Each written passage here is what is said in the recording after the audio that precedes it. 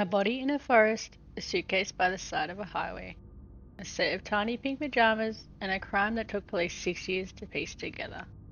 This is the devastating story of Karlie Pearce-Stevenson and her 2-year-old daughter, Khandalyce.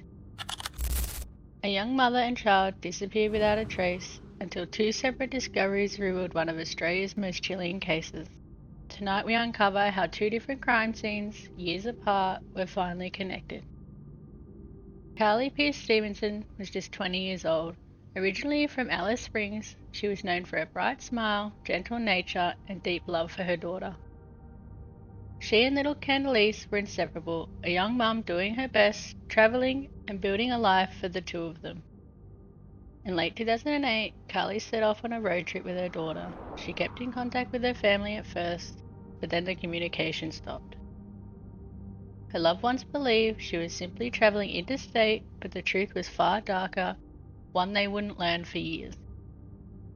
On August 29, 2010, trail bike riders in Belanglo State Forest, a place already infamous for the Ivan Milat murders, found human remains.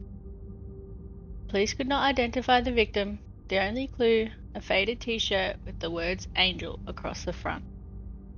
Forensics confirmed the victim was a young woman, but no missing person matched, no family came forward, and the case went cold. What no one knew at the time was that the remains belonged to Karlie Pearce-Stevenson. 5 years later, July 2015, a family driving near Waianaka, South Australia, noticed an abandoned suitcase on the side of the highway.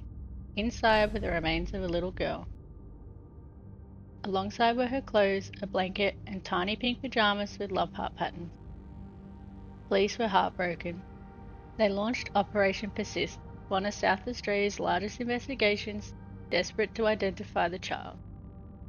For weeks, the public searched old photos, missing persons lists, newspapers, no match. Scientists reconstructed what the woman may have looked like, and the image spread across the country. Finally, a call came in. Someone recognized the pajamas. The little girl in the suitcase was Khandalyce Pearce.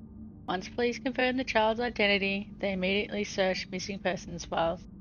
That's when something alarming happened. Khandalyce's mother, Karlie, had also been reported missing. Her photo was compared to the Angel shirt found in Belanglo, and facial reconstruction. It was her. A 5-year-old mystery had finally had a name, but that only raised more questions. Where had they been for 7 years? Why had no one reported them missing earlier, and who was responsible? As detectives dug deeper, they discovered something chilling. Karlie's identity had been used for years after her death. Her bank accounts were accessed, her Medicare card was used, Centrelink payments continued. Someone had been impersonating Karlie and collecting over $100,000. Police traced those transactions to a Canberra woman, Hazel Passmore, and the man connected to her, Daniel James Hold'em, quickly became the prime suspect. Hold'em had been Karlie's acquaintance. He was the last person seen with her. Phone records placed him with Karlie and Khandalyce before their death. Forensic evidence linked him to both disposal sites. The truth was finally clear. Karlie was murdered first, strangled in New South Wales. Khandalyce was murdered shortly after, her tiny body placed in a suitcase. Hold'em then stole Karlie's identity and used it for years.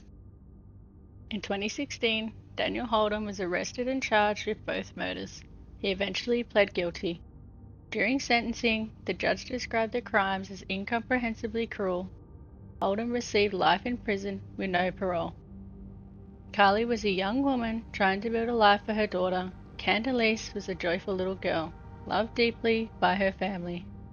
Their murders shook Australia, not only because of their brutality, but because for years no one knew they were gone. Today, people remember Karlie and Khandalyce not as victims, but as a mother and child who deserve safety, love, and a future. Their story reminds us how crucial it is to speak up, to question when someone disappears, and to protect those who cannot protect themselves. May they rest in peace.